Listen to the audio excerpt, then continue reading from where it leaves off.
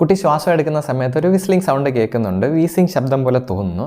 അത് കുട്ടികൾ കാണുന്ന വീസിങ് ആണോ അത് ആസ്മയാണോ എന്നൊക്കെ പാരൻസ് ചോദിക്കും. കുട്ടികളിൽ കാണുന്ന നോയ്സി ബ്രീത്തിങ് വീസിങ് ആണോ അല്ലേ? നമ്മുടെ എയർവേസ് ഒക്കെ നാരോഡ് ആകുമ്പോൾ നമ്മൾ കേൾക്കുന്ന ഒരു വിസ്ലിംഗ് സൗണ്ടിനെയാണ് വീസിങ് എന്ന്. ഒരു കുട്ടിക്ക് വീസിങ് ഉണ്ടെന്ന് പറയണമെങ്കിൽ ആ വീസിങ് ശബ്ദം ലങ്സിൽ നിന്ന് വരുന്ന ശബ്ദമായിരിക്കണം.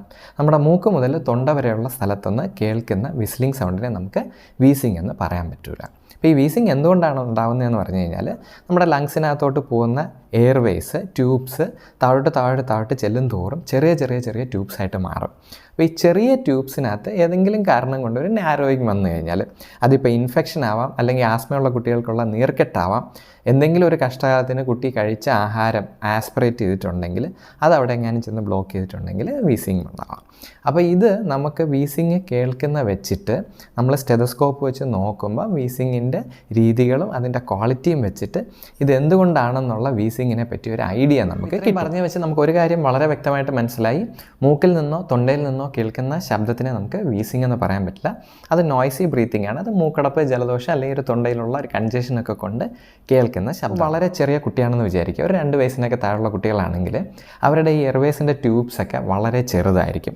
അപ്പോൾ അവർക്കൊരു ബ്രോങ്കിയോലൈറ്റിസ് എന്ന് പറയുന്ന ഒരു വൈറൽ ചെസ്റ്റ് ഇൻഫെക്ഷൻ വരുന്നു. ബ്രോങ്കിയോലൈറ്റിസ് എന്നുള്ള വാക്കുകൾ നമ്മൾ പലപ്പോഴും കേട്ടിട്ടുള്ളതാണ്. കുട്ടികൾക്ക് ബ്രോങ്കിയോലൈറ്റിസ് ആണ്, കുഴപ്പമില്ല, 2-3 ആഴ്ചയൊക്കെ ഇതിൻ്റെ ഒരു ചെസ്റ്റ് കൺജഷനൊക്കെ കാണും, നെബുലൈസേഷനൊക്കെ എടുത്താൽ മാറിക്കോളും എന്നൊക്കെ പറയുന്ന അസുഖം. ആ സമയത്ത് നല്ല വീസിങ് കേൾക്കും. അവരുടെ എയർവേസ് ചെറുതായതുകൊണ്ട് നമുക്ക് കേൾക്കുന്ന വിസിലിംഗ് സൗണ്ടാണ്.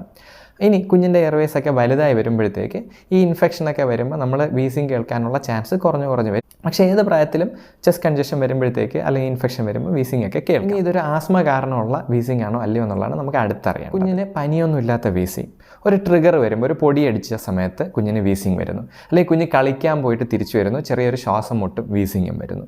അപ്പോൾ ഒരു ട്രിഗറിങ് ഫാക്ടർ വന്നതിന് ശേഷം റിക്കറൻ്റായിട്ട് വരുന്ന ശ്വാസം മുട്ടും വീസിങ്ങും ആണെങ്കിൽ നമ്മൾ അലർജിക് ആണോ ആസ്മാറ്റിക് ആണോ എന്നൊക്കെ ഉള്ളതിനെ പറ്റി ചിന്തിക്കണം. ഇനി ഫാമിലിയിൽ ആർക്കെങ്കിലും, അച്ഛനോ അമ്മയോ അല്ലെങ്കിൽ ബ്ലഡ് റിലേഷനിലുള്ള ആർക്കെങ്കിലും കൂടെ അലർജിയുടെ ഹിസ്റ്ററിയൊക്കെ ഉണ്ടെങ്കിൽ ഈ കുട്ടിക്ക് ആസ്മാറ്റിക് അല്ലെങ്കിൽ അലർജിക് വീസിങ് ആവാനുള്ള ചാൻസ് കൂടുതൽ. മുമ്പത്തെ വീഡിയോസിനകത്തെല്ലാം പലരും ചോദിച്ചിരിക്കുന്നതാണ് നോയ്സി ബ്രീത്തിങ്.